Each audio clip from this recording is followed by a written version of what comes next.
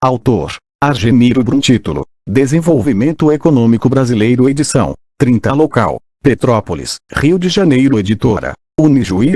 2013. Páginas 205 a 225. Página 205. Título 1: O desenvolvimentismo juscelinista. 50 anos em 5. Juscelino Kubitschek de Oliveira foi eleito presidente da República em 3 de outubro de 1955, pela aliança PSD-PTB, com pouco mais de 3 milhões de sufrágios, representando menos de 36% do total de votos válidos, contra 30% de Juarez Távora (UDN-PDCPL) 26% de Ademar de Barros (PSP) e 8% de Plínio Salgado (PRP).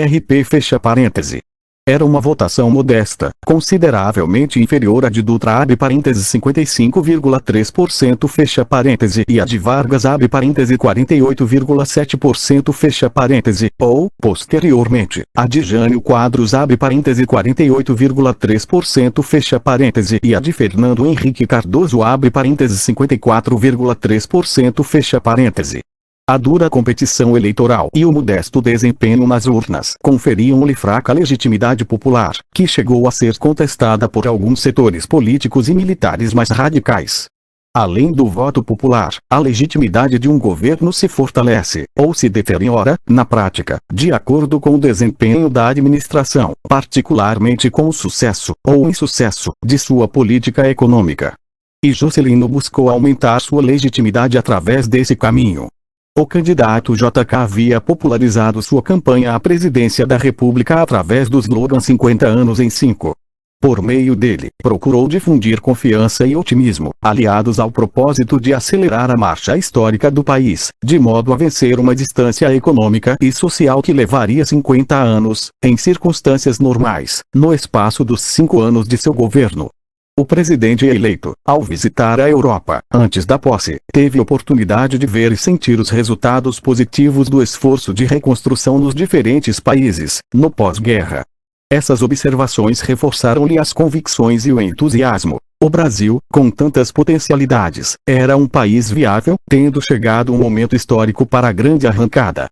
Página 206. Subtítulo 5.1. Mudanças no plano mundial. Nos anos 1950. Na década de 1950, ocorreram mudanças relevantes, no plano mundial, muitas delas com reflexos palpáveis nos países periféricos. O mundo havia superado os horrores da Guerra Mundial e curado suas principais feridas. Uma primavera de paz e felicidade gerais que era aparente, mas se pensava ser real e eterna oxigenava a atmosfera mundial. Um clima de liberdade e um anseio de desenvolvimento contagiavam um mundo que se movia com velocidade crescente. Os Estados Unidos expandiam-se interna e externamente para todos os continentes. A Europa reconstruía-se com rapidez, com destaque para o chamado milagre alemão. As grandes corporações econômicas as norte-americanas na dianteira transnacionalizavam-se, pois os capitalismos nacionais haviam aprendido que a internacionalização não podia se dar através da expansão dos estados, das nações, mas do próprio capital, sem a marca das nações.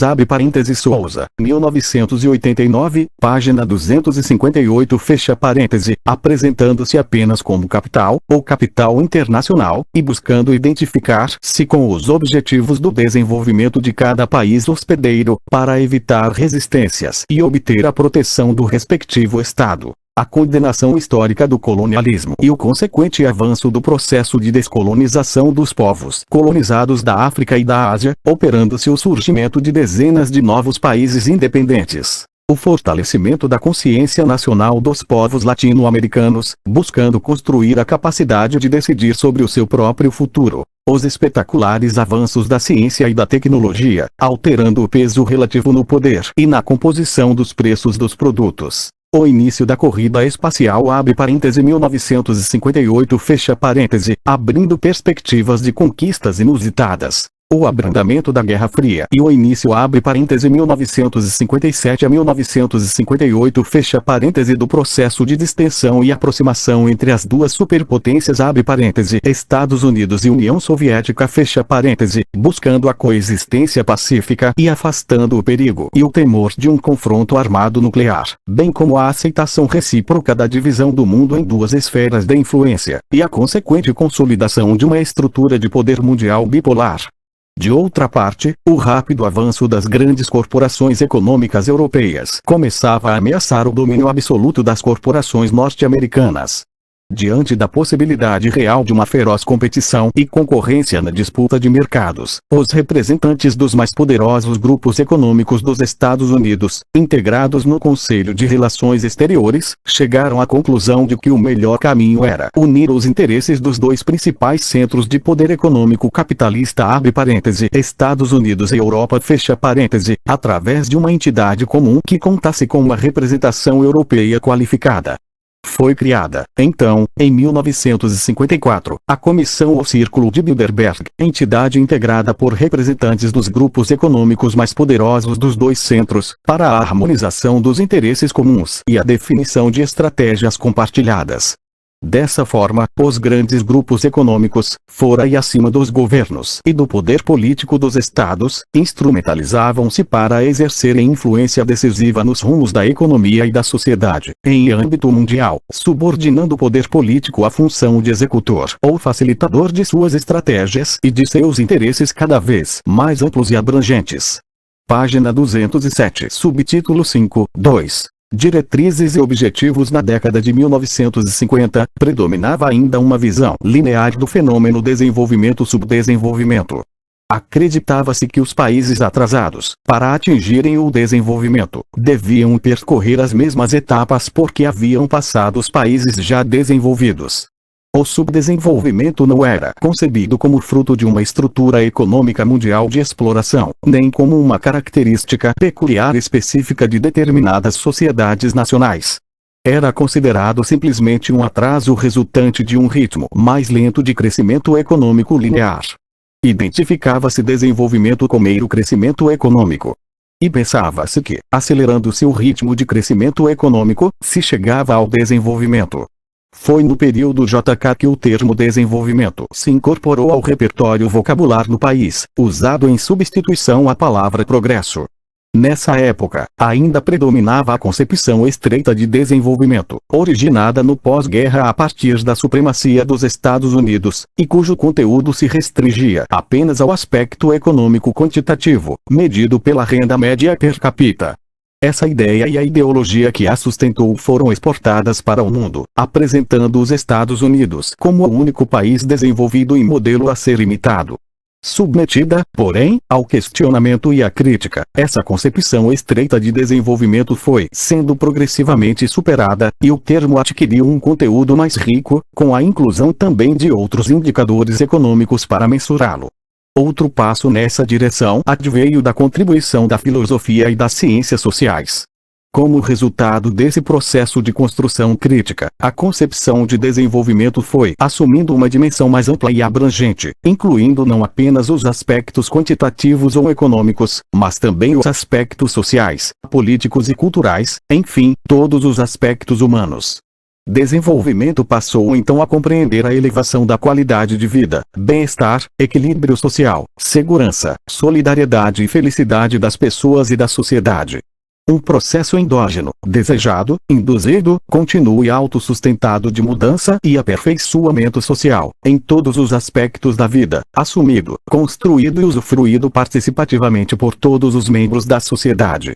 Essa passagem de condições menos humanas para condições mais humanas de vida abre parêntese Paulo VI fecha parêntese pressupõe a ruptura e superação de estruturas injustas de exploração e dominação que muitas vezes submetem pessoas, grupos, classes sociais e até povos e nações. O desenvolvimentismo da era JK, por sua vez, pode ser definido como um modelo de desenvolvimento voltado centralmente para a realização de um crescimento econômico acelerado, em ritmo superior aos padrões históricos tradicionais, com o objetivo de diminuir a distância de nível de industrialização e renda em relação aos países considerados desenvolvidos. Para tanto, o Estado devia desempenhar a função de principal agente indutor do processo, quer sinalizando os rumos da economia e direcionando os investimentos, quer investindo diretamente em setores fundamentais como infraestrutura e indústria básica. O governo, atuando como instrumento deliberado e efetivo do desenvolvimento econômico, passava a utilizar, em grau elevado, recursos adicionais, extraídos compulsoriamente da sociedade ou buscados no exterior. Página 208. A característica marcante de JK, como governante, era a ação. A imagem de administrador público arrojado e inovador começará a ser construída no exercício dos cargos de prefeito de Belo Horizonte e governador de Minas Gerais.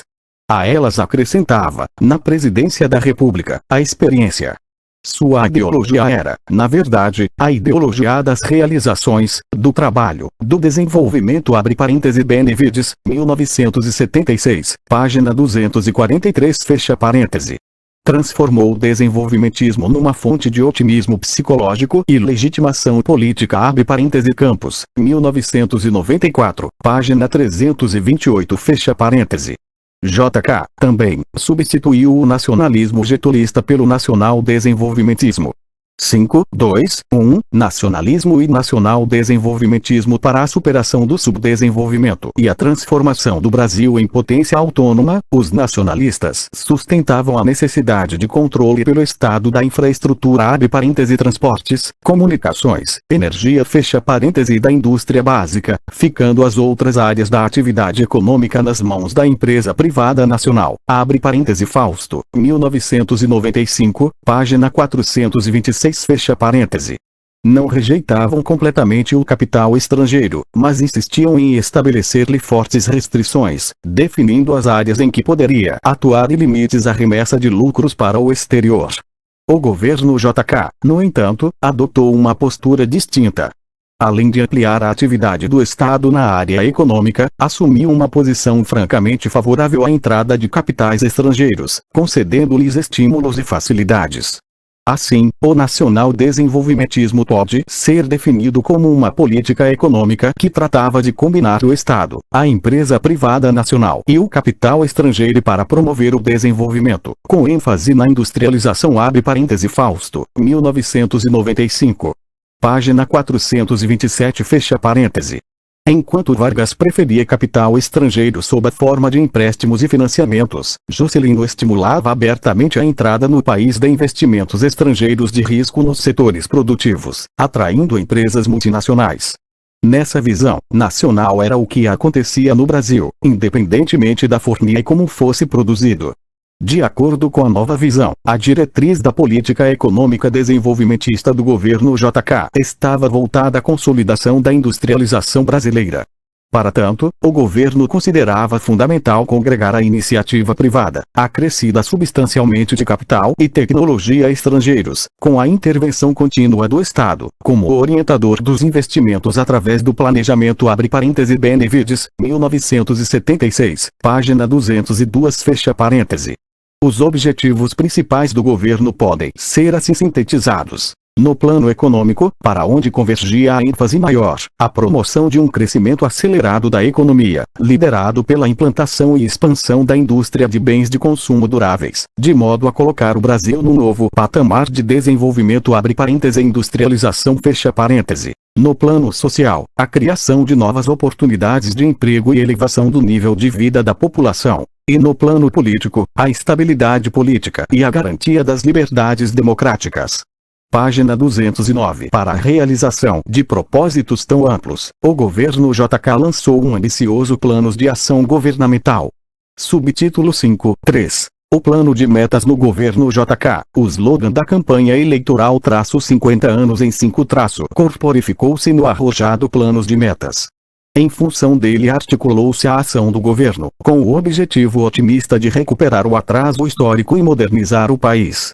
Subtítulo 5.3.1. O que foi o Planos de Metas? O Planos de Metas consistia no planejamento de 30 metas prioritárias, distribuídas em 5 grandes grupos, mais a construção da nova capital do país, Brasília. Tópico 1. No Planalto Central. Os 5 setores e respectivas metas eram os seguintes. Tópico 2. Energia abre parêntese metas 1 a 5, com 43,4% dos investimentos fecha parêntese. Energia elétrica, nuclear, aproveitamento do carvão, produção de petróleo, refino de petróleo. Tópico 3. Transportes abre parêntese metas 6 a 12, com 29,6% dos investimentos fecha parêntese. Reequipamento de estradas de ferro, construção de estradas de ferro, pavimentação de estradas de rodagem, construção de estradas de rodagem, portos e barragens, marinha mercante, transportes aéreos. Tópico 4. Alimentação abre parêntese metas 13 a 18, com 3,2% dos investimentos fecha parêntese. Trigo, armazéns e silos, frigoríficos, matadouros, mecanização da agricultura, fertilizantes. Tópico 4. Indústrias de base abre parêntese metas 19 a 29, com 20,4% dos investimentos fecha parêntese. Aço, alumínio, metais não ferrosos, cimento, álcalis, papel e celulose, borracha, exportação de ferro, indústria de veículos motorizados, indústria de construção naval, maquinaria pesada e equipamento elétrico. Tópico 5. Educação abre parêntese meta 30, com 3,4% dos investimentos fecha parêntese, sendo a prioridade voltada à formação de pessoal técnico para as atividades produtivas. Tópico 6. Construção de Brasília, a meta síntese, incluída depois da elaboração do plano, por vontade pessoal do presidente abre parêntese Benevides, 1976, página 210 e Campos, 1994, página 319 fecha parêntese. Segundo as estimativas, já que não há registros completos, a construção de Brasília teria consumido entre 2,5% a 3% do produto interno bruto abre parêntese PIB fecha parêntese da época. Era a primeira vez que um governo assumia com um programa razoavelmente estruturado. Juscelino, até certo ponto, inaugurava a era do planejamento na administração pública brasileira. Os primeiros passos embrionários nessa direção haviam sido dados com o genérico Plano SALT abre parêntese saúde, alimentação, transportes e educação fecha parêntese, no governo Dutra abre parêntese 1946 a 1951 fecha parêntese. Um avanço qualitativo adveio da Comissão Mista Brasil-Estados Unidos de Desenvolvimento Econômico, nos 2 anos de seu funcionamento abre parênteses julho de 1951 a julho de 1953 fecha parêntese, cujo trabalho contribuiu para a elaboração de projetos setoriais, a qualificação de técnicos brasileiros na área de planejamento, a implantação no Brasil de técnicas de análise de projetos e de rentabilidade e para a criação do Banco Nacional de Desenvolvimento Econômico abre parêntese de fecha parêntese abre parêntese Campos, 1994, página 151 fecha parêntese, atualmente Banco Nacional de Desenvolvimento Econômico e Social abre parêntese diz fecha parêntese. Página 210. A partir de estudos realizados na comissão mista e continuados depois no BDIN, identificaram-se os pontos de estrangulamento internos abre parêntese energia, transportes e alimentação fecha parêntese e externos abre parêntese limites à capacidade de importar e de obtenção de crédito fecha parêntese e os pontos de germinação, isto é, setores que seriam impulsionados por investimentos, uma vez solucionados problemas de infraestrutura, e que teriam efeito multiplicador a montante e a jusante traça o caso da indústria automotiva, por exemplo, que requer, antes, fábricas de peças e componentes, e, depois, empresas comerciais que se encarregam da venda aos consumidores, postos de combustíveis, oficinas de conserto, etc. Com base em tais estudos, acrescidos de certa influência da CEPAL, foi formulado planos de metas, que representava uma evolução natural da técnica de planejamento abre parêntese Campos, 1994, página 269 fecha parêntese. Todavia, não era um plano completo, global, fundamentado, acabado. Era apenas um conjunto de projetos relativos a diferentes setores, um programa setorial, sem adequada análise macroeconômica abre parêntese Campos, 1994, página 269 fecha parêntese, e, por isso, sem contemplar mudanças estruturais profundas, como a reforma agrária, a reforma fiscal e tributária, a reforma cambial e a reforma administrativa. Mesmo com tais limitações, representava um avanço.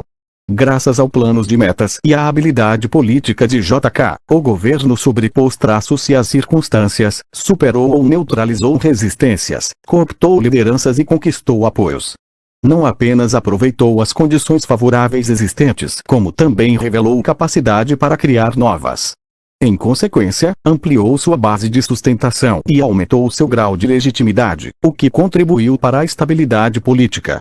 Diferentes segmentos da sociedade brasileira passaram a olhar o governo com mais simpatia. Para o empresariado em expansão, o plano trazia a perspectiva de crescimento econômico e, ao menos aparentemente, menor intervenção do Estado na economia. Para os trabalhadores, maiores possibilidades de emprego e perspectivas de melhores salários. Para as Forças Armadas, onde se situavam importantes focos de oposição ao governo no início, o desenvolvimento econômico era considerado fator importante para a defesa nacional.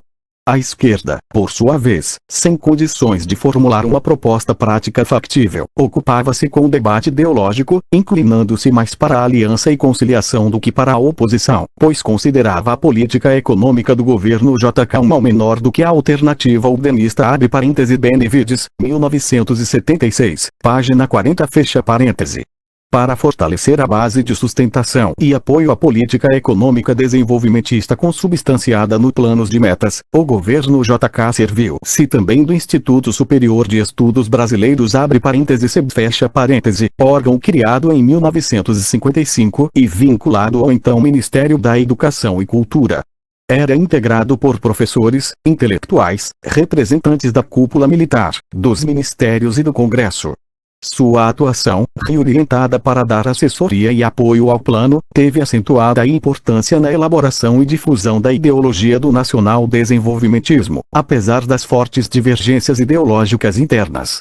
Página 211. Mas o maior desafio do governo situava-se na implementação do planos de metas, ou seja, como tirá-lo do nível das intenções e fazê-lo acontecer na prática. A máquina administrativa pública era emperrada, morosa, influenciada pelo clientelismo, ineficiente e pouco eficaz. Carecia de uma ampla e profunda reforma um processo demorado, que poderia encalhar no Congresso. Como o presidente tinha pressa, optou por um atalho e teve sucesso, ao menos enquanto durou seu mandato. Subtítulo 5.3.2 A administração paralela JK criou, a par da administração direta ordinária, a chamada administração paralela, dividindo as respectivas funções e responsabilidades. A administração direta constituída dos ministérios e órgãos institucionais da administração pública encarregava-se da ação política ordinária, de rotina abre parêntese administração do varejo ou política do feijão arroz fecha parêntese, e do atendimento possível às demandas de governadores e prefeitos, deputados e senadores, de acordo com a costumeira prática do fisiologismo e do clientelismo. A administração paralela constituída fundamentalmente por órgãos extraconstitucionais criados por decreto por sua vez, era encarregada do atacado, isto é, da implementação das grandes realizações da política econômica desenvolvimentista definida no planos de metas a parte mais moderna, destinada a dinamizar a economia do país rumo a um novo patamar quantitativo e qualitativo. Subtítulo 5.5.1 Em que consistia a administração paralela? A administração paralela compreendia um conjunto de instrumentos formado por órgãos já existentes e por novos órgãos com funções específicas criados na ocasião, todos subordinados diretamente à Presidência da República. Seu objetivo era aumentar a racionalidade e agilidade do sistema administrativo brasileiro. Entre os órgãos existentes chamados ao comando direto do presidente, destacavam-se a Carteira de Comércio Exterior abre parêntese Cassex fecha parêntese, a Superintendência da Moeda e do Crédito abre parêntese Sumoc fecha parêntese e o então Banco Nacional de Desenvolvimento Econômico abre parêntese de fecha parêntese. As duas primeiras eram órgãos do Banco do Brasil, para cuidar do comércio externo abre parêntese exportação e importação fecha parêntese e para zelar pela moeda e pela política de crédito, enquanto o BID era um banco de fomento, destinado a financiar projetos de expansão na área econômica e na infraestrutura. Em relação aos órgãos novos, sobressaíam os grupos de trabalho abre parênteses GPS fecha parêntese, os grupos executivos abre parênteses GES fecha parêntese e o Conselho de Política Aduaneira abre parênteses CPA fecha parêntese. O CPA, entre outras, tinha a função de influir na compatibilização das tarifas alfandegárias com os interesses da política econômica desenvolvimentista. Os grupos de trabalho destinavam-se a atividades de assessoria, elaboração de projetos de lei ou de regulamentação de determinada matéria. Os grupos executivos, por sua vez, eram responsáveis pela execução das metas prioritárias do governo. Gozavam de autonomia orçamentária e de recrutamento de pessoal e possuíam ampla margem de flexibilidade operacional. Página 212. Já no dia seguinte à posse, o presidente criou o Conselho de Desenvolvimento, encarregado da coordenação e supervisão do planos de metas. Na prática, o conselho teve pouco funcionamento como tal.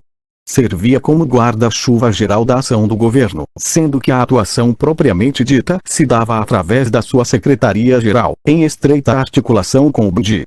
No seio dele se organizaram vários grupos de estudos relativos a metas específicas.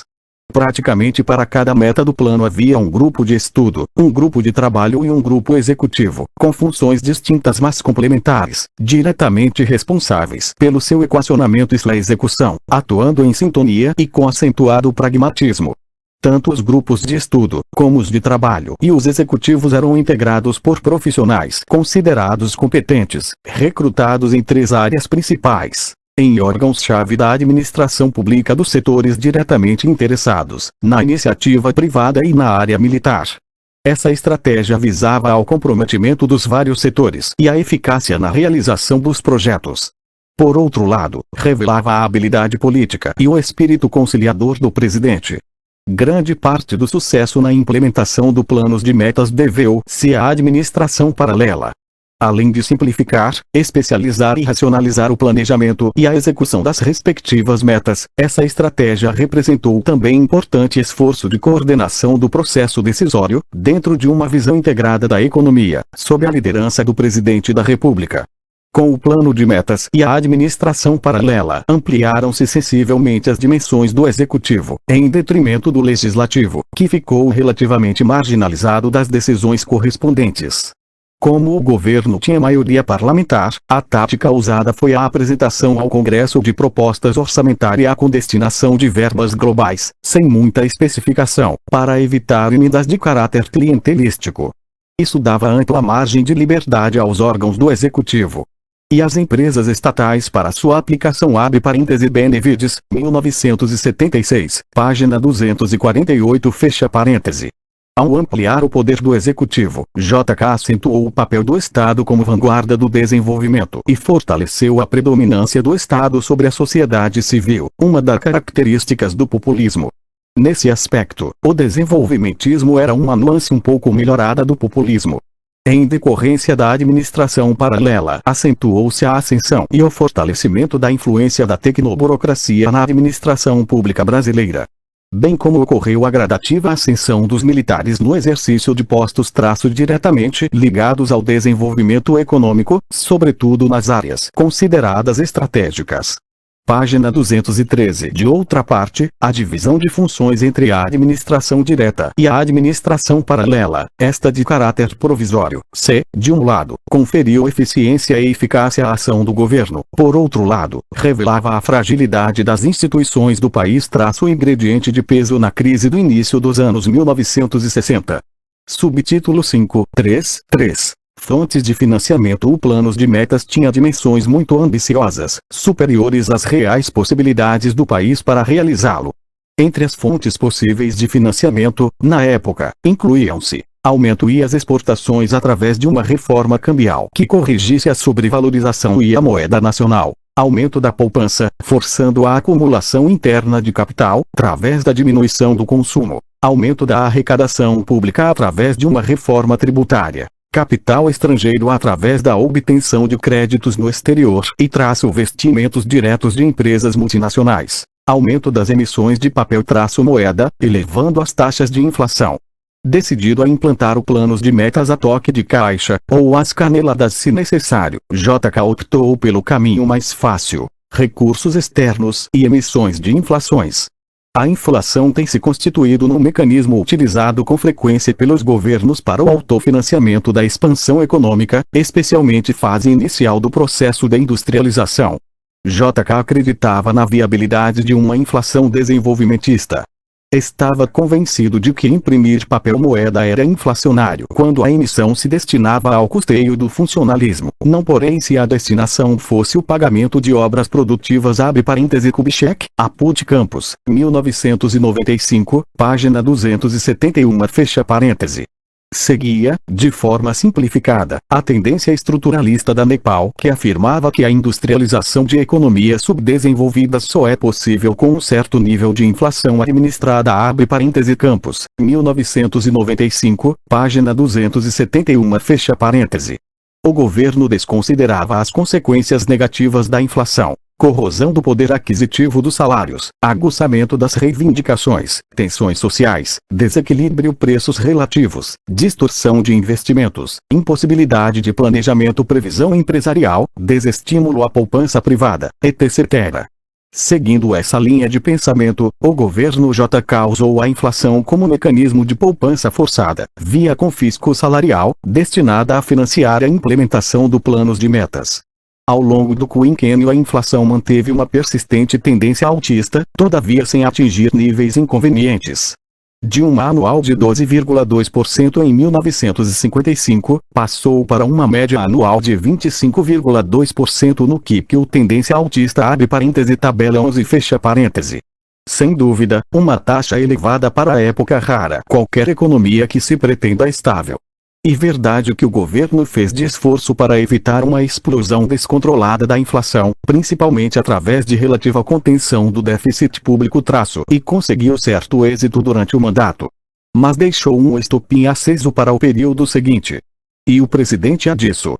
Página 214. Começo da descrição da tabela 11. Título da tabela. Desempenho econômico-financeiro do governo JK. Abre parêntese 1956, 1960. Fecha parêntese. Na primeira coluna tem-se escrito na linha 1, anos, linha 2, 1955, linha 3, 1956, linha 4, 1957, linha 5, 1958, linha 6, 1959, linha 7, 1960.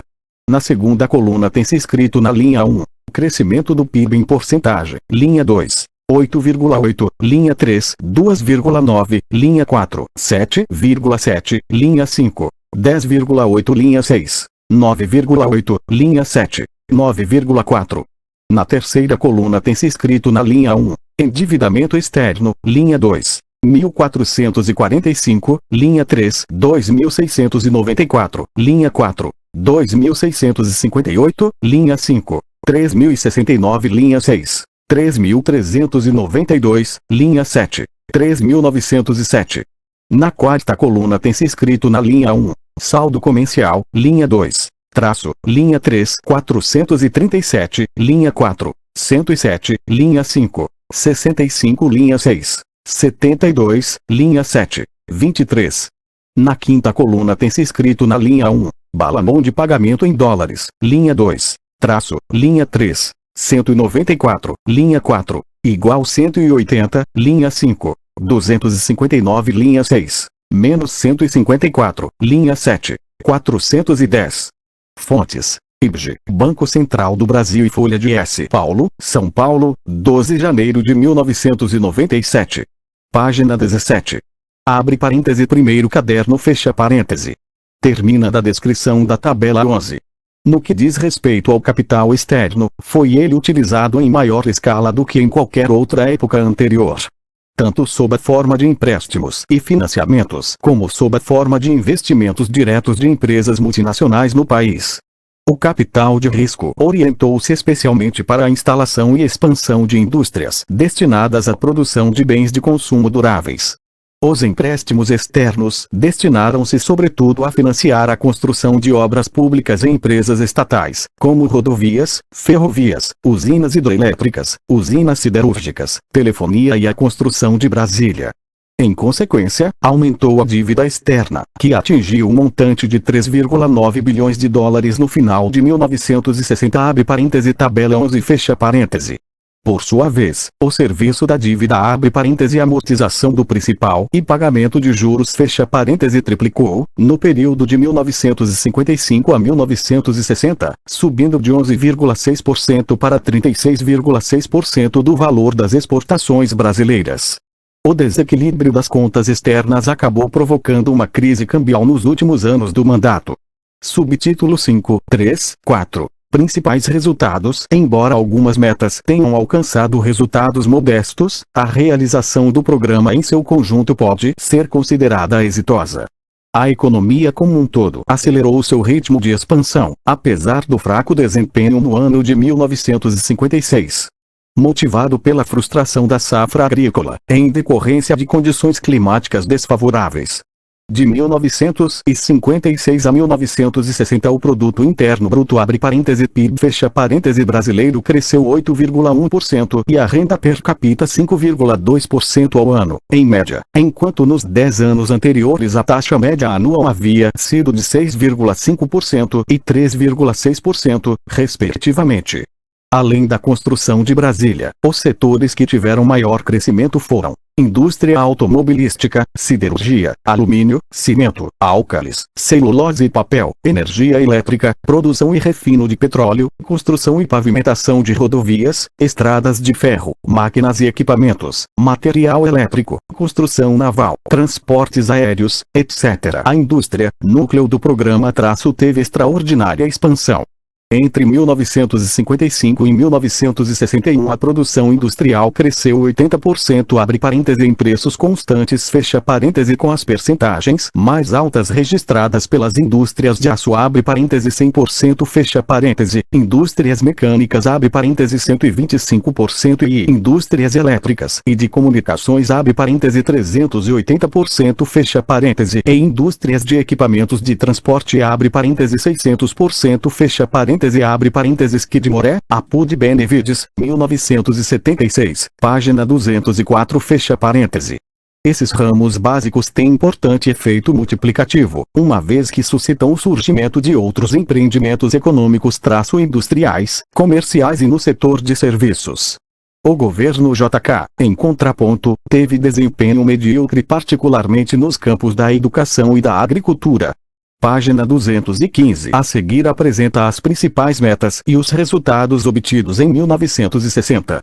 No setor de energia, elevar a produção de energia elétrica de 3 milhões para 5 milhões de kW, com 4,7 milhões de kW cumpridos. Aumentar a produção de carvão mineral de 2 milhões para 3 milhões toneladas ano com 2,124 milhões toneladas ano. Aumentar a produção de petróleo de 6,8 mil para 100 mil barris por dia com 97 mil barris por dia cumpridos. Aumentar o refino de petróleo de 130 mil para 330 mil barris por dia, com 218 mil barris por dia cumprido. Instalação de uma central de energia atômica de 10 mil kW e expansão da metalurgia de minerais atômicos que não foi instalada. No setor de transportes, construir 2.100 km de ferrovias, foram construídos 1.021 km. Pavimentar 5.000 km com asfalto, foram pavimentados 5.615 km. Construir 12.000 km de rodovias, foram construídos 13.219 km. Acrescer 560 mil toneladas a capacidade da marinha mercante, foram acrescidos 550 mil toneladas.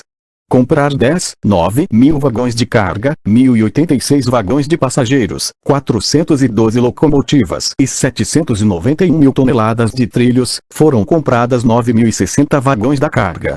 1.110 de passageiros, 366 locomotivas e 613 mil ton de trilhos. Investir 32,5 milhões de dólares e 5,9 bilhões de cruzeiro no reaparelhamento e dragagem dos portos. 0 equipamentos foram comprados. Reequipar o material de voo, implantar uma estrutura de voo adequada, estabelecer a indústria aeronáutica e comprar 42 aviões para renovar a frota. Foram acrescidas 13 unidades à frota aérea e construídos novos aeroportos. No setor da agricultura, aumentar a produção de trigo de 700 mil para 1,5 milhão de toneladas, aumentou para 713 mil toneladas. Construir armazéns e silos com capacidade para 800 mil toneladas de cereais, foram construídos para capacidade 569.233 toneladas. Construir e aparelhar armazéns frigoríficos com capacidade para 45 mil toneladas, foram construídos só para 8 mil toneladas. Construir matadouros industriais com capacidade de abate de 3,5 mil bovinos e 1,3 mil suínos com câmaras frias para armazenar 13 mil toneladas de produtos congelados. Havia matadouros para 2.200 bovinos, 700 suínos e com capacidade para 1.377 toneladas congeladas. Aumentar o número de tratores no país de 45 mil para 72 mil, aumentou para 63.493 tratores. Aumentar a produção de adubos químicos de 18 mil para 120 mil toneladas, aumentou para 115 mil toneladas. Na indústria, aumentar a capacidade de produção de aço em lingotes de 1,365 milhão para 2,279 milhões de toneladas por ano, aumentou para 2,15 milhões de toneladas ano. Aumentar a capacidade de produção de alumínio de 2,6 mil para 18,8 mil toneladas ano, aumentou em 15.749 toneladas ano. Aumentar a capacidade de produção de cimento de 2,7 milhões para 5 milhões de toneladas ano, aumentou 4.869.250 toneladas ano. Aumentar a capacidade de produção de álcalis de 20 mil para 152 mil toneladas ano, aumentou 114,3 mil toneladas ano. Aumentar a capacidade de produção de celulose e de papel jornal de 130 mil para 390 mil toneladas ano, aumentou para 281 mil toneladas ano. Aumentar a produção de borracha de 22 mil para 65 mil toneladas ano, aumentou 41 mil toneladas ano. Aumentar a exportação de minério de ferro de 2,5 milhões para 8 milhões toneladas ano, aumentou 6,25 toneladas ano. Aumentar a indústria automobilística e produzir 170 mil veículos ano, aumentou para 133 mil veículos por ano. Expandir a produção e o refino de metais não ferrosos, foram expandidas as indústrias de chumbo, estanho e níquel. A metalurgia do zinco não foi implantada. E a produção de cobre não foi aumentada. Implantar a indústria de construção naval, com a capacidade de construção de 160 mil toneladas ano, foi ampliado para 158 mil toneladas anos. Implantar a indústria do equipamento elétrico pesado e a grande indústria mecânica, a produção de material elétrico triplicou e a produção máquinas e equipamentos dobrou. No setor da educação, intensificar a formação de pessoal técnico e orientar a educação para o desenvolvimento, mas foi pouco cumprida. Construção de Brasília, inaugurada em 21 de abril de 1960. Fontes: Plano de Metas e Zero Hora Especial, Porto Alegre, 21 de agosto. 1996, página 3. Página 216. A expansão econômica provocou a geração de empregos, incorporando um maior contingente de trabalhadores no processo produtivo. Como as prioridades da política governamental estavam voltadas à implantação de um patamar mais elevado de industrialização, houve necessidade de incorporar mão de obra com maior qualificação, inclusive técnicos de nível superior. Com isso, ocorreu um impulso significativo no surgimento de uma classe média assalariada no país. Consequentemente, não só foi possível manter o nível médio dos salários, mas até elevá-lo, o que contribuiu para o aumento do consumo, apesar de certa corrosão da moeda provocada pela inflação. Esse ritmo acelerado de crescimento econômico não teria sido possível sem a participação do capital estrangeiro. E, com o capital, veio também a tecnologia. Subtítulo 5.4. A abertura da economia ao capital estrangeiro. O capital estrangeiro empréstimos e investimentos de risco teve, historicamente, no Brasil, um objetivo de modernização do país, no processo de atualização retardatária dos avanços que se operavam na Europa e nos Estados Unidos da América. Entretanto, até a década de 1950 era relativamente pequena a participação do capital estrangeiro na indústria. Após a Segunda Guerra Mundial teve início uma nova fase do mercado internacional de capitais, caracterizada principalmente pela hegemonia dos capitais norte-americanos, pela aplicação de apreciável volume desse capital em investimentos diretos abre parêntese e não mais quase uma só sob a forma de empréstimos e financiamentos fecha parêntese e pela predominância dos investimentos na atividade industrial tanto nos países industrializados como naqueles em vias de desenvolvimento. O pós-guerra foi um período de grande expansão da economia mundial, em que se operou a consolidação do imperialismo monopolista, sob o comando dos grandes conglomerados econômicos.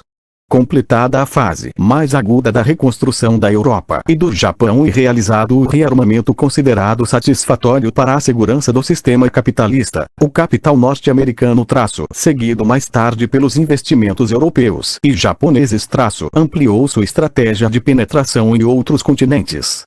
Dispondo de capitais excedentes, os grandes grupos econômicos internacionais decidiram investir em países subdesenvolvidos que se revelassem promissores quanto às possibilidades de expansão dos negócios e sua lucratividade, como, também, em relação à segurança dos capitais, dependentes da confiabilidade política dos regimes vigentes. Na década de 1950, inviabilizou-se o projeto de desenvolvimento autônomo. Por razões externas e internas. Razões externas. A nova estratégia de internacionalização e transnacionalização do capital, acompanhada da instalação de subsidiárias dos grandes grupos econômicos em diferentes países, buscando o controle dos respectivos mercados e do mercado mundial, e o extraordinário desenvolvimento científico e tecnológico. Razões internas. A escassez de capital nacional próprio, o estágio ainda emergente e não suficientemente consolidado do processo de industrialização brasileiro, a relativa fraqueza do empresariado nacional, a falta de tecnologia, a relativa restrição ao acesso ao crédito externo. A queda do governo Vargas, em 1954, pode ser vista como o acontecimento simbólico da inviabilização do projeto de desenvolvimento nacional e autônomo. Página 217. Como consequência dos fatores e das limitações apontados, intensificou-se, da segunda metade da década de 1950 em diante, o processo de crescente integração da economia brasileira à estratégia do capitalismo internacional. Esse processo começou com a integração de importantes setores da indústria, operando a interligação com a agricultura, crescentemente modernizada, e com a mineração.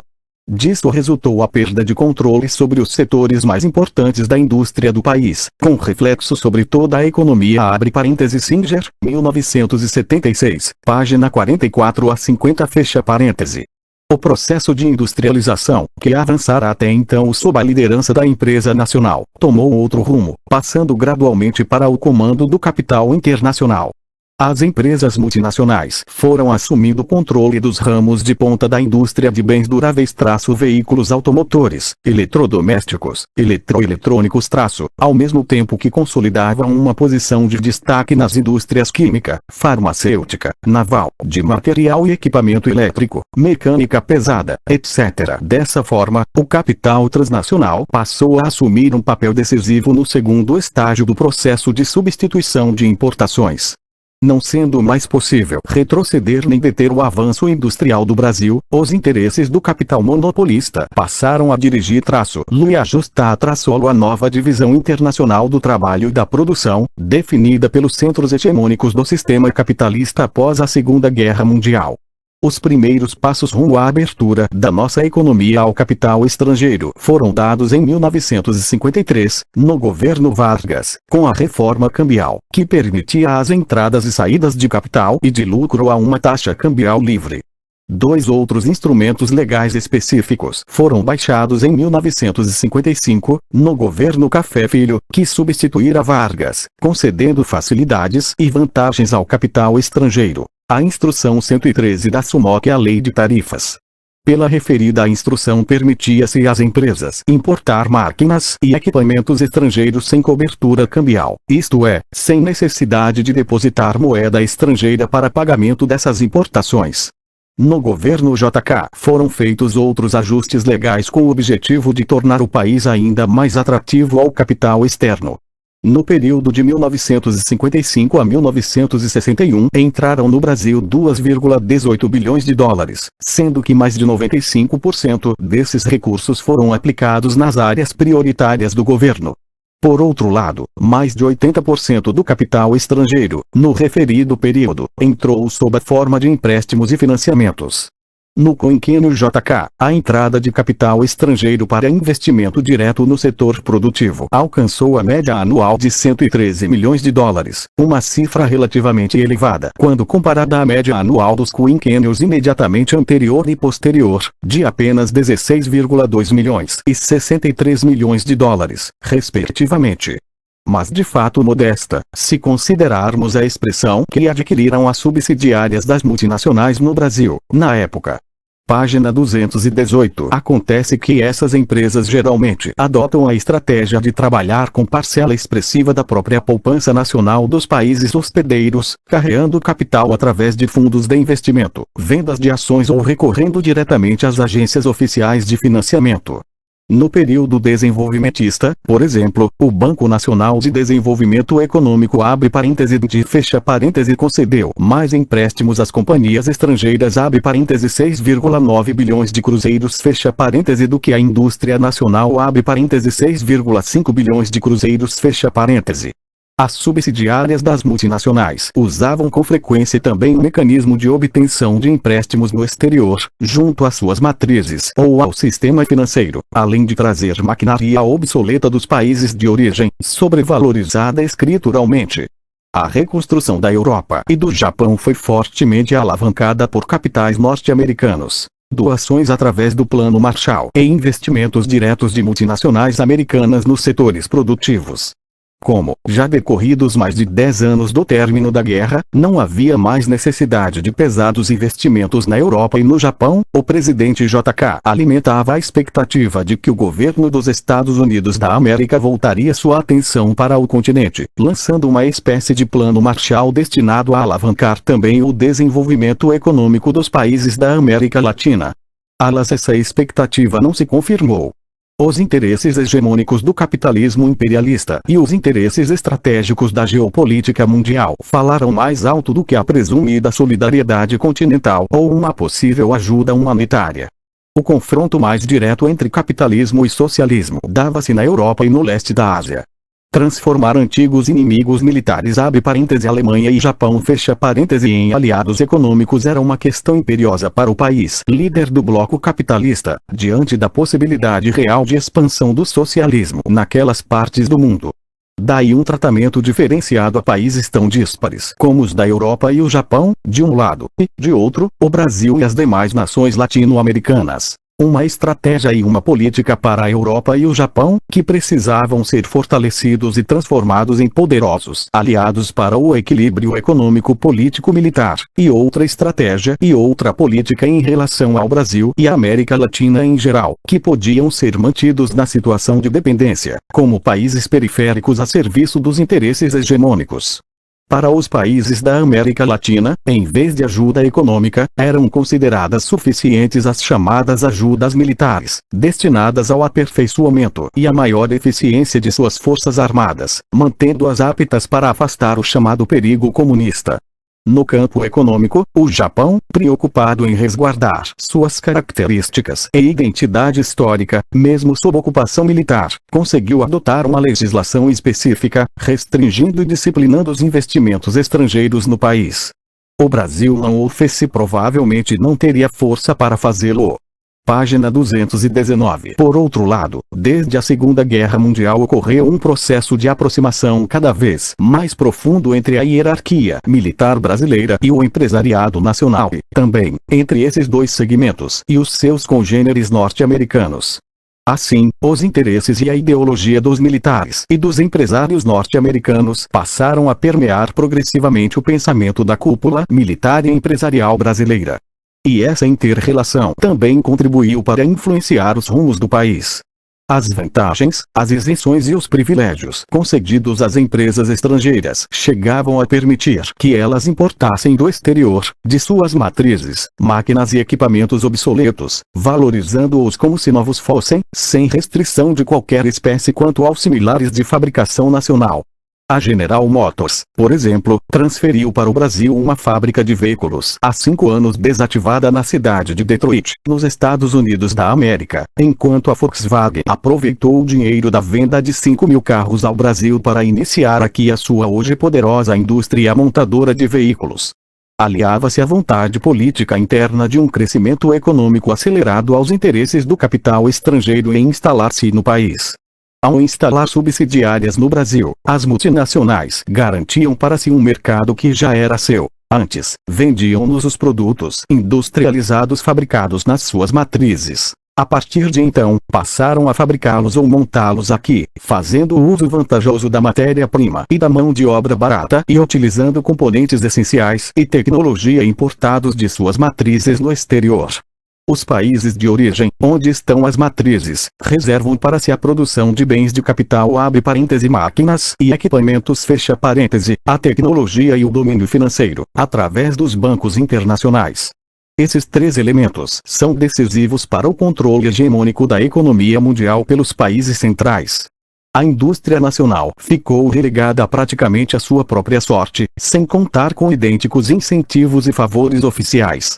A maior disponibilidade de capital e de tecnologia e a concorrência foram poderosas armas nas mãos dos grandes grupos multinacionais diante das despreparadas e desamparadas empresas nacionais.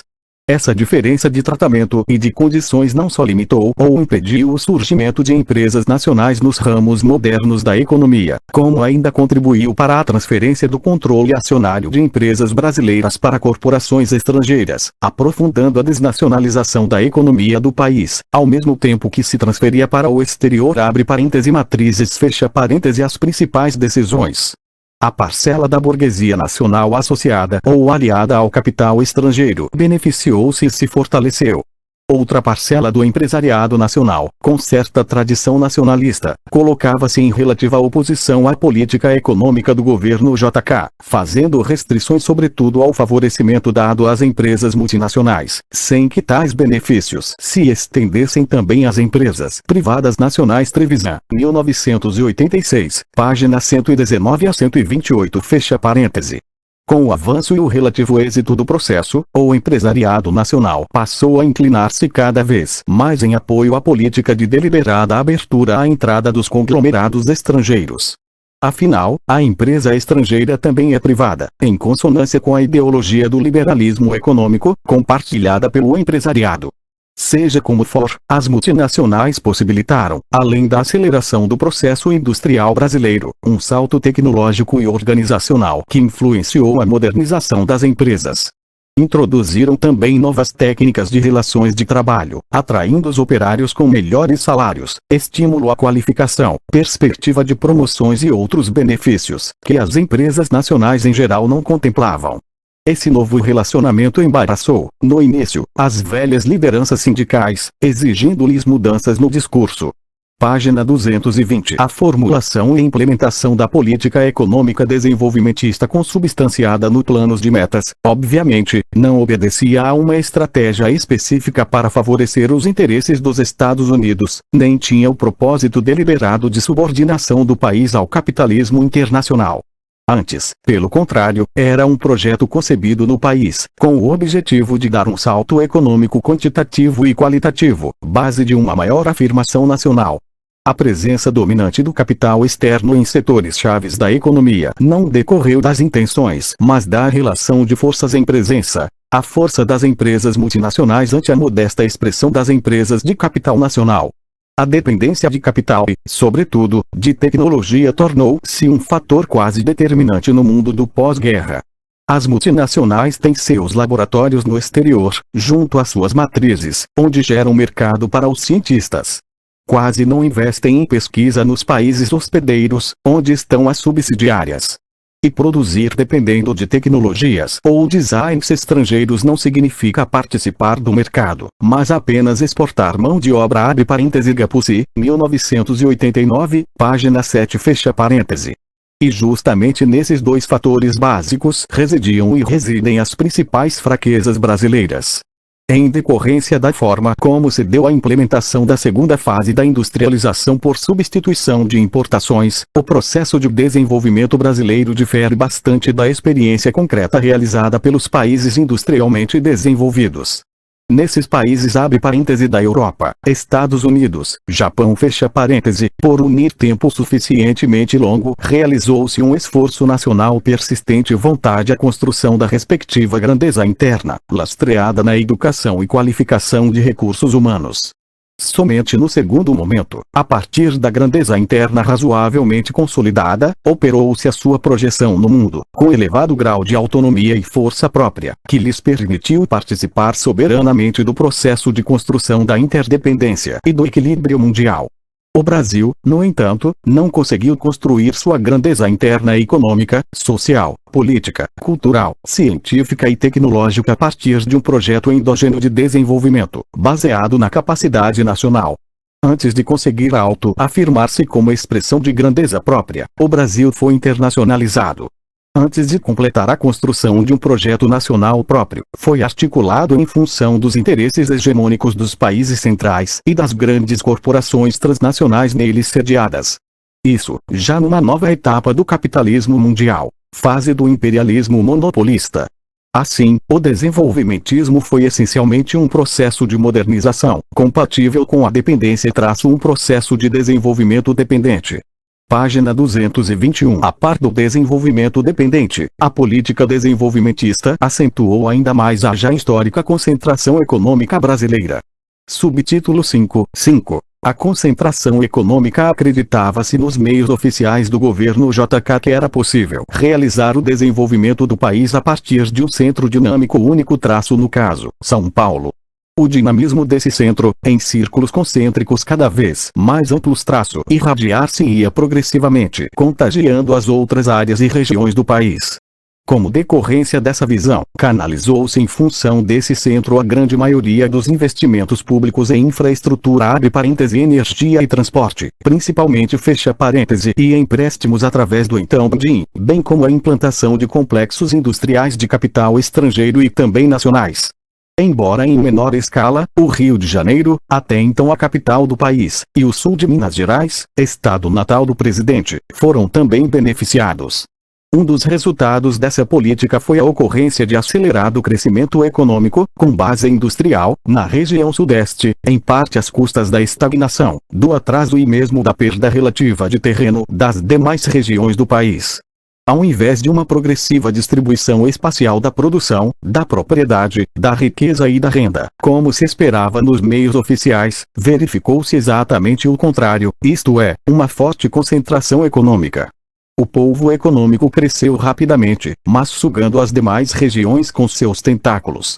Repetia-se, então, dentro do país, entre as regiões, o mesmo fenômeno que se constatava no mundo, decorrente da divisão internacional do trabalho. Em escala mundial, países produtores e exportadores de bens industrializados com preço elevado no mercado e países produtores de gêneros alimentícios e matérias-primas com preços quase sempre rebaixados. Em escala nacional, o Sudeste abre parêntese principalmente São Paulo fecha parêntese cada vez mais industrializado e o restante do país produzindo sobretudo bens primários, com as consequências decorrentes da diferença de preços nas trocas internas.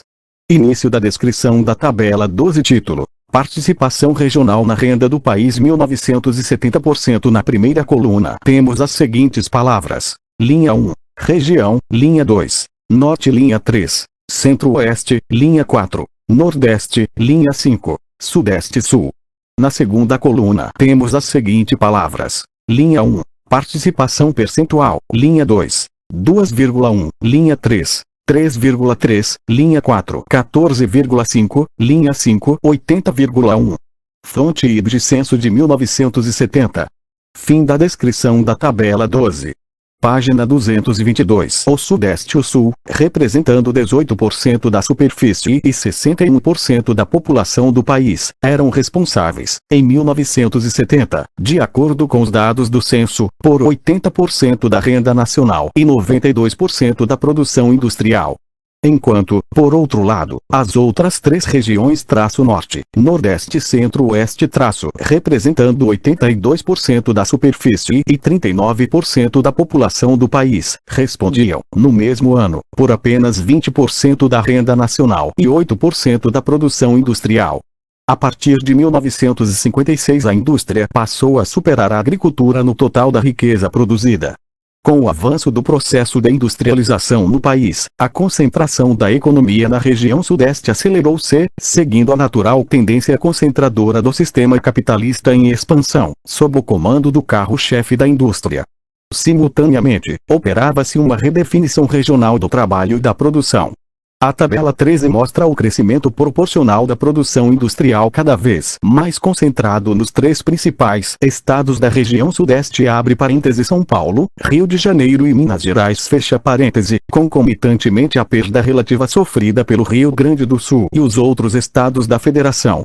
Início da descrição da tabela 13 título. Participação estadual no produto industrial do país 1907 a 1980 em percentagem abre parêntese por cento fecha parêntese na primeira linha tem-se palavras respectivas às 6 colunas, vendo elas 1, ano, 2, São Paulo, 3, Rio de Janeiro, 4, Minas Gerais, 5, Rio Grande do Sul, 6, outros estados. Abaixo da coluna tem 5 linhas com os anos. 1. 1907, 2, 1920, 3, 1970, 4, 1980. Abaixo da coluna 2, São Paulo se lê nas linhas 1 e 16,5, 2 e 31,5, 3, 54,3, 4, 60. Abaixo da coluna 3, Rio de Janeiro se lê nas linhas 1 e 33,1, linha 2 20,8, linha 3, 17, linha 4, 15. Abaixo da coluna 4, Minas Gerais se lê nas linhas 1, 4,8, linha 2, 5,5, linha 3, 6, linha 4, 10. Abaixo da coluna 5, Rio Grande do Sul se lê nas linhas 1 e 14,9, linha 2 e 11, linha 3, 6,7, linha 4, 5,5. Abaixo da coluna 6, outros se lê nas linhas 1 e 30,7, linha 2 e 30,2, linha 3, 16, linha 4, 9,5. Fonte: Carlão Júnior. Francisco M.R.S. Política Econômica e Alternativas. Mercado Aberto. Porto Alegre, 1981. Página 15. Censos de 1907, 1920, 1970. Estimativa para 1980. Fim da descrição da tabela 13. Tão flagrante concentração econômica regional provocou ressentimentos e gerou tensões. Já no final da década de 1950 tornaram-se insistentes as manifestações de descontentamento das regiões que se sentiam mais prejudicadas. Passou-se, então, a buscar mecanismos para corrigir essa tendência concentradora histórica, agravada nos anos 50. Com esse objetivo foram criados organismos regionais. Primeiro, a Superintendência do Desenvolvimento do Nordeste abre parêntese Sudene fecha parêntese, criada em 1959, e, mais tarde, a Superintendência do Desenvolvimento da Amazônia abre parêntese Sudã fecha parêntese, a Superintendência do Desenvolvimento do Extremo Sul abre parêntese Sudesul fecha parêntese, e a Superintendência do Desenvolvimento do Centro-Oeste abre parêntese Sudeco fecha parêntese. Tratava-se de organismos federais, dotados de recursos da União, com o objetivo de coordenar ações de interesse comum dos estados das respectivas regiões, com o propósito de acelerar o desenvolvimento e diminuir as disparidades regionais. Dos propósitos à prática sempre houve acentuada distância. Seus resultados foram modestos, conseguindo apenas atenuar o problema, uma vez que a tendência concentradora ainda se manteve por longos anos. Página 223. A par da concentração econômica na região Sudeste, ocorreu também acentuado impulso na concentração do capital em grandes empreendimentos econômicos industriais, comerciais, financeiros e agrícolas dando origem aos oligopólios. Surgiram grandes indústrias, redes comerciais e grandes bancos. O incentivo ao processo de modernização conservadora da agricultura favoreceu também o aprofundamento da concentração da propriedade da terra em grandes estabelecimentos agrícolas. Portanto, concentração industrial, comercial, bancária e da propriedade da terra. As prioridades da política governamental contemplavam de modo especial a produção de bens de consumo duráveis, destinados às camadas de maior poder aquisitivo. As condições favoráveis possibilitaram rápida expansão dos negócios, aumentando a lucratividade do capital e a acumulação capitalista das grandes empresas multinacionais e nacionais. Em consequência, acentuou-se a concentração da renda e da riqueza. O capital multinacional orientou-se preferentemente para a indústria, em ramos seletivos e especializados. Processou-se uma divisão cada vez mais nítida da produção entre os três tipos de empresas segundo a origem e o controle do capital. A empresa multinacional assumiu os ramos mais modernos e dinâmicos da produção. A empresa privada nacional limitou-se a atuar predominantemente nos setores tradicionais, com menor exigência tecnológica. E a empresa estatal encarregou-se de suprir as necessidades de serviços e bens estratégicos na infraestrutura e na indústria básica. Assim, o capitalismo brasileiro, além de tardio, dependente e subordinado aos centros mundiais de expansão capitalista, tornou-se, também, no período JK, transnacional e oligopolista (Dreyfus, 1979, página 49 fecha parêntese). A rápida expansão e acumulação permitiu que um pequeno número de grandes empresas assumisse o controle da produção e do mercado, nos ramos mais importantes da economia. As companhias multinacionais, controlando os ramos mais modernos e rentáveis da indústria o setor hegemônico adquiriram a capacidade de estabelecer o ritmo e a orientação da economia e do desenvolvimento brasileiro. Por outro lado, a concentração da produção em determinada região e em grandes unidades industriais levou à estruturação do mercado nacional. A produção em escala, concentrada em São Paulo, por exemplo, devia ser vendida nos diferentes pontos do país. Para maior eficiência, era necessário investir em redes de transporte e comunicações. Como uma das prioridades básicas era a implantação da indústria automobilística, substancial volume de investimentos foi destinado às rodovias, consolidando-se a distorção pelo rodoviarismo. Embora de forma menos consistente, o governo JK conseguiu também sustentar os ganhos do trabalho. Na esteira da expansão econômica, os trabalhadores também foram beneficiados, tanto através da geração de novos empregos como pelo aumento dos salários reais, inclusive do poder aquisitivo do salário mínimo. Página 224, subtítulo 5, 6. Contradições do desenvolvimentismo. A ação de um governo e a vida do país sempre são influenciadas por um grande número de variáveis. Essas condições, internas e externas, sempre mutáveis, podem favorecer ou dificultar e até impedir a realização de intenções e projetos. A vontade política muitas vezes esbarra na realidade. O possível depende dos interesses e da capacidade de luta das forças em presença e das condições objetivas, favoráveis ou limitantes à realização de determinados propósitos. Nem sempre as ações são adequadas, como também nem sempre os resultados correspondem às expectativas vislumbradas. O governo JK conseguiu que o país desse um salto econômico qualitativo e quantitativo, mas, por outro lado, agravou a concentração econômica e acentuou os desequilíbrios regionais. Também, a par do crescimento econômico acelerado, ocorreu o enfraquecimento da empresa privada nacional diante das multinacionais e das estatais.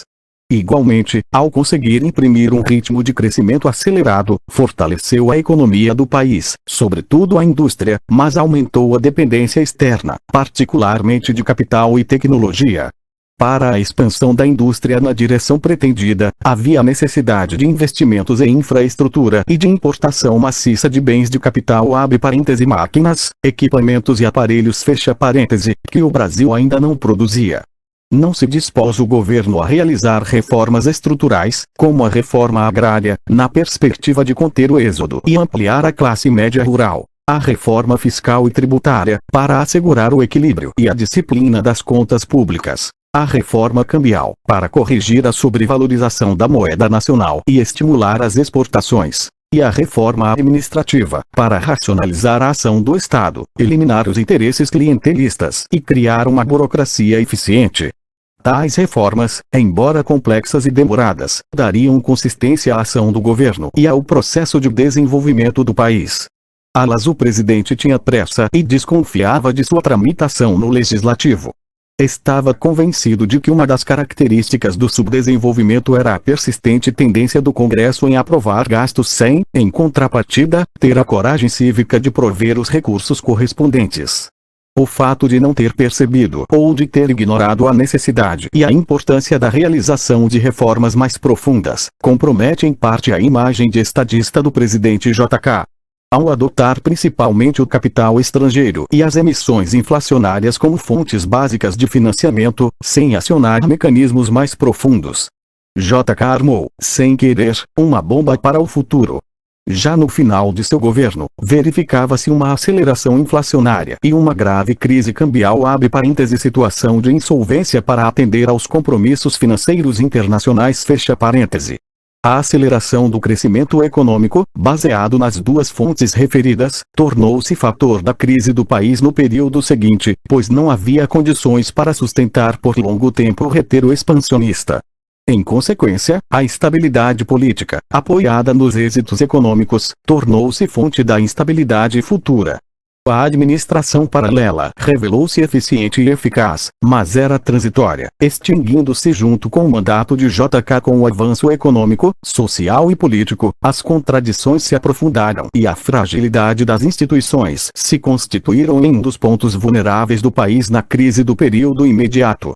Página 225. Duas outras distorções importantes podem ser apontadas. Priorizou exageradamente a indústria de bens de consumo duráveis e de bens de produção, gerando excessiva demanda de insumos importados, e não adotou medidas compensatórias de estímulo às exportações. E não deu a devida atenção à educação e à agricultura, nem adotou medidas para adequar o sistema financeiro brasileiro às exigências do crescimento econômico acelerado e do novo patamar de industrialização.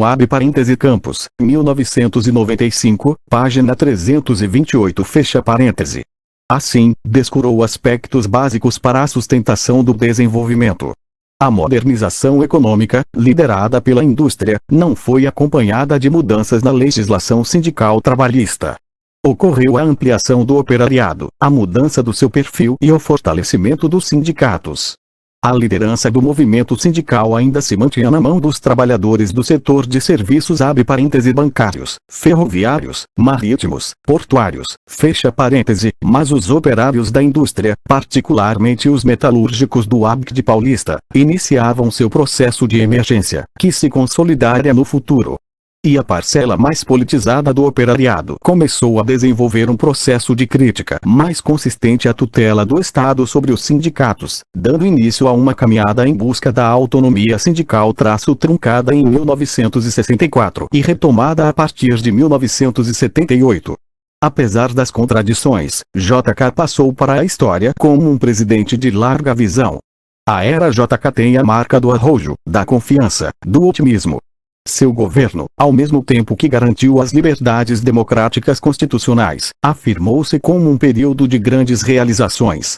À sombra das grandes obras, infelizmente, germinou também a semente da corrupção.